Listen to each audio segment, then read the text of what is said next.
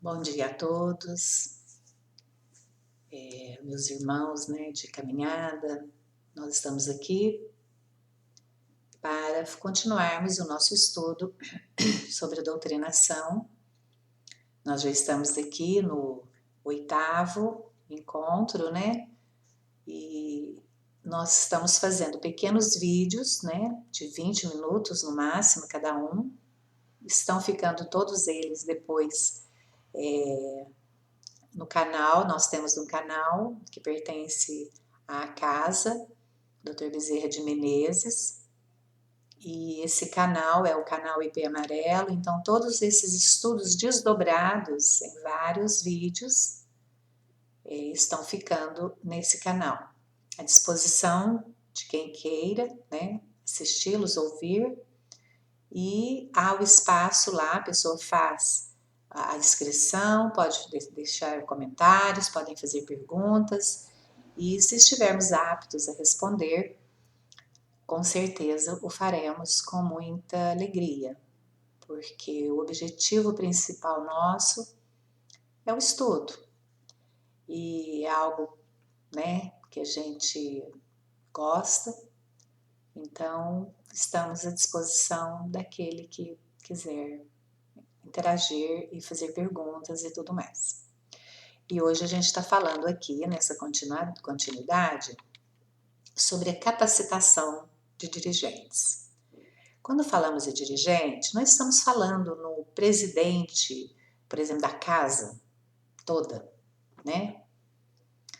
Nós estamos falando assim, a casa tem vários setores de trabalho, vários departamentos. Nós temos os departamentos de atendimento fraterno, de palestras, de doutrinação, de desenvolvimento mediúnico, desobsessão, Então, cada departamento desse tem que ter, é importante que tenha um dirigente. Porque se estiver uma casa muito grande, por exemplo, que tenha 3 grupos trabalhando com o atendimento fraterno ou trabalhando com doutrinação. A doutrinação está afeta à desobsessão, que é o momento do diálogo, do esclarecimento. Então, tem que ter um dirigente desse setor. Mesmo que cada grupo, vamos supor que tenha 3 grupos trabalhando aí com a doutrina, com doutrinação. Esses grupos podem ter alguém que lidere o grupo ali naquele horário, mas todos eles devem reportar as suas dificuldades ao dirigente do setor da casa. Toda e qualquer dificuldade, necessidade de reunião, de esclarecer os próprios trabalhadores dos grupos. Então, tem que ter um que dirige aquele setor, para que ele possa dirimir, tentar resolver e buscar as soluções caso os problemas surjam, e a gente sabe que surge, uma vez humanos, seres humanos em processo evolutivo, sempre teremos divergências, teremos alguns problemas que podem ser solucionados junto ao líder dirigente do grupo, do setor, melhor explicando. Assim são com todos os outros departamentos. O líder daquele grupo, ele vai resolver a questão ali, naquele momento, mas, inclusive, casos difíceis, problemas maiores de atendimento, devem ser levados ao conhecimento do dirigente do setor. Então, aqui, por quê? O espírito que comparece para debater os seus problemas, as suas aflições, não está em condições, logo aos primeiros contatos, de receber instruções doutrinárias. Ele não vem disposto a ouvir uma pregação, nem predisposto ao aprendizado. E muitas vezes, como nós falamos no primeiro vídeo, o espírito que queria ser bom, ele vem profundo conhecedor dessas verdades. Então, por isso a gente exclui esse o termo doutrinador para modificá-lo para ou dirigente ou dialogador. E as reuniões, esses grupos precisam de direção para cumprir as diversas etapas aí que o trabalho oferece. Precisa de equilíbrio, precisa de sintonia, para que todos tenham o mesmo propósito, respeitando e seguindo o comando do dirigente. E esse dirigente é que vai dirigir, vai orientar o setor da casa. Então, por isso a necessidade de ter alguém a quem se reportar, porque senão cada grupo vai começar a tomar atitudes a seu modo, da sua maneira, e pode sair daquela homogeneidade que todos os grupos do setor devem seguir. Quando se trabalha com passe, por exemplo, uma vez que você aprende a trabalhar com passe, todos vão fazer praticamente da mesma forma. Se você trabalha no atendimento fraterno, todos vão olhar as suas habilidades junto ao dirigente desse setor, atendimento fraterno, e vão estar fazendo as abordagens dentro daquelas orientações recebidas pelo dirigente. Da mesma maneira, são os dialogadores, os doutrinadores. É claro que existem aí as diferenças, porque cada espírito irmão que vem para comunicar é uma alma, é uma individualidade. Então, com certeza vão ocorrer muitas diferenciações aí. Mas todas elas vão estar embasadas numa mesma circunstância, numa mesma postura, numa mesma abordagem, amorosa, atenciosa, perceptiva, seguindo as orientações daquele dirigente do setor. E o dirigente, na verdade, ele não é um sumo sacerdote de um culto para se colocar na posição de mestre, não é isso. E pregar, sair pregando presunçosamente um estágio de moral ideal que nem ele próprio às vezes conseguiu alcançar. Então ele precisa estar preparado para exercer no momento oportuno a autoridade necessária. Então é importante nós destacarmos que ele é um dos componentes do grupo e não o único. Todos têm a sua tarefa a desempenhar com amor e responsabilidade. Serve também para os trabalhadores da seara mediúnica, o ensinamento do mestre, amai-vos uns aos outros como eu vos amei. Então esse que vai estar à frente, porque ele está às vezes mais apto, não é melhor, nem pior, não existe isso. Não é uma coisa de comando, mas é uma coisa de autoridade, de moral, ascendência moral.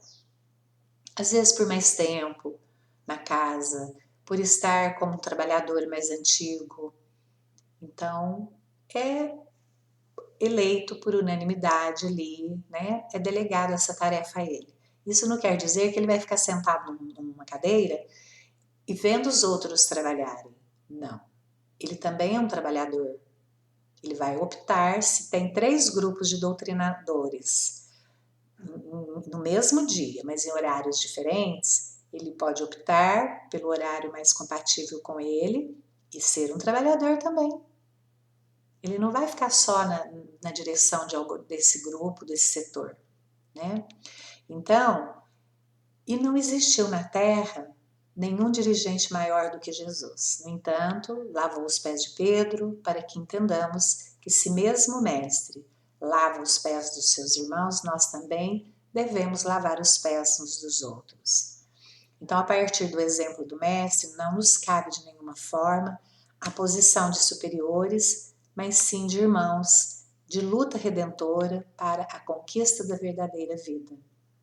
Então, os pés é o local por onde escoa, muitas vezes, energias que são eliminadas para serem transmutadas no magma da Terra. Então, considerado algo que pode estar mais sujo. Então, se Jesus teve essa humildade e era esse ser magnânimo, Quem somos nós para agirmos de outra forma, né? Então, que sejamos irmãos, se cuidando uns dos outros. E qual é a função desse dirigente, doutrinador, dialogador? Na prática mediúnica, devem ser consideradas 3 funções específicas.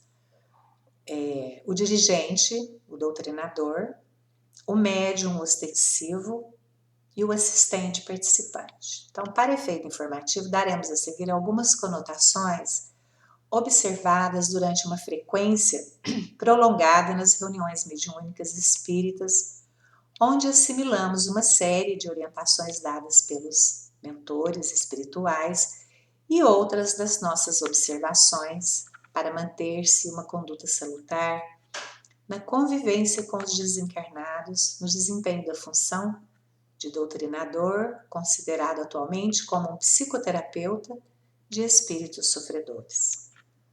Primeiro, deve-se adquirir o hábito de primeiro ouvir o que diz o comunicante para iniciar o diálogo, num tom de voz natural, de forma coloquial, não tendo a preocupação de se fazer ouvir por todos os componentes do grupo. Então, o que eu converso com o dialogador, como dialogador ali com aquela entidade comunicante, não, os outros não têm que ficar ouvindo. E ainda que o tom seja audível, os outros irmãos do grupo devem estar em oração. Nunca esquecer que está conversando com um indivíduo que somente não possui mais um corpo carnal. No entanto, as suas reações psicológicas são semelhantes às daqueles que ainda, são encarnados, precisando naquele instante de atenção, compreensão. E é uma atenção especial, porque o diálogo é com ele.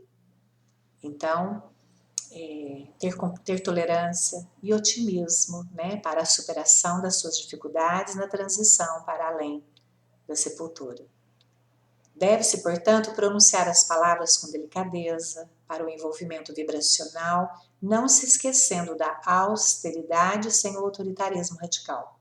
Então, o dialogador ele tem que ser firme, austero, mas suave, sem agressividade, sem discussão e sem conflito. Então, nas ocasiões desse atendimento, os espíritos malévolos impenitentes da erraticidade inferior. O número 4, evitar explanações doutrinárias discursivas e, sobretudo, não emitir críticas ostensivas ou veladas pelo estado de sofrimento apresentado pela entidade comunicante que está sendo atendida. Porque nós já presenciamos irmãozinhos dialogadores na bondade do seu coração de querer esclarecer e ajudar o irmão comunicante, fazem um discurso enorme, longo, duradouro e que prejudica o médium psicofônico ali naquele momento. Então devem ser objetivos. No máximo, como nós dissemos em vídeos anteriores, no máximo, estourando, como se diz popularmente, 10 minutos entre a fala e a audição, porque precisamos dar oportunidade ao nosso irmão falante. Atuar mais com o sentimento de bondade do que com palavras excessivas, deixar o espírito externar-se para identificar a causa do problema, antes de tomar o pulso da comunicação para ajudar o suplicante corretamente. Então, precisamos ouvir, Não se preocupar em identificar quem é a personalidade sofredora, pois o trabalho de intercâmbio espiritual tem por base uma caridade anônima. É desnecessário explicar a razão do sofrimento atual, trazendo à baila o comportamento incorreto durante a existência carnal, porque isso tem o efeito de um ácido que queima as fibras íntimas da criatura sofredora, porque é justamente o sofrimento dele está ligado àquilo. Então não se vai colocar mais o dedo na ferida. Quanto menos informações forem dadas, melhor. Inclusive, não se utilizar da terminologia espírita, a não ser com muita cautela, nem tampouco insistir impositivamente na sugestão para que o comunicante adote uma postura oracional, pois quem está sentindo sensações dolorosas ou desesperadoras não tem a mínima condição de entender ou assimilar ideias ou conselhos de que nunca ouviu falar. Alguém, espírito desencarnado, de outra crença religiosa, quando estava na matéria, ele não vai entender a sua verborreia. Aquele falatório, aquele discurso falando do espiritismo, da doutrina. Por isso, temos que ouvir a sua dor. Qual é a sua súplica? O número 9, o doutrinador, dialogador, deve ter sempre em mente que a finalidade do fenômeno que ocorre na ligação que se dá perispírito a perispírito para a psicofonia tem um sentido prioritário de colocar em contato o comunicante com o fluido animalizado do médium para a ocorrência do chamado choque anímico. Allan Kardec, então, utilizou o termo fluido animal para que se processe a psicofonia. Acontece uma transferência de elevada carga de energias animalizadas, absorvidas pelo desencarnado, produzindo-lhe um choque energético que promove o seu despertamento para uma realidade nova de que ainda não se deu conta. Isso se torna necessário porque na desencarnação o ser inteligente leva consigo inúmeras impressões físicas e mentais que persistem no seu campo ainda perispiritual, depois da morte biológica, Então, daí o conceito doutrinário de que morrer definitivamente é adquirir consciência e familiaridade do mundo que se passa a habitar. Então, quando a gente fala desse choque anímico, porque de energias animalizadas, é porque nós estamos numa dimensão densa, muito próxima do umbral inferior. Então, as energias que transitam são pesadas, são densas, dada ainda o nosso estado evolutivo. Como o irmão desencarnado ainda resguarda em suas fibras perispirituais essas impressões, ele ainda está apegado às impressões da vida biológica, então ele precisa daquela energia que ele já não tem mais, é só a impressão registrada nele, para ter um choque e despertar para a sua atual condição.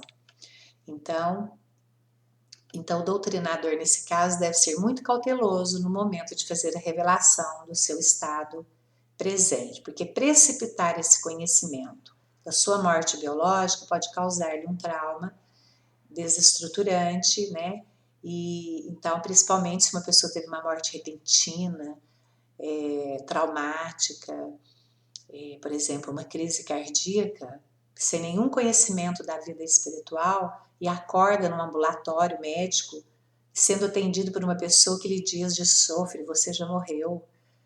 É uma reação muito desesperadora, porque nós, encarnados, nós estamos na nossa vida biológica, a nossa formação desde que chegamos aqui não é que nos preparam para a morte, não nos preparam.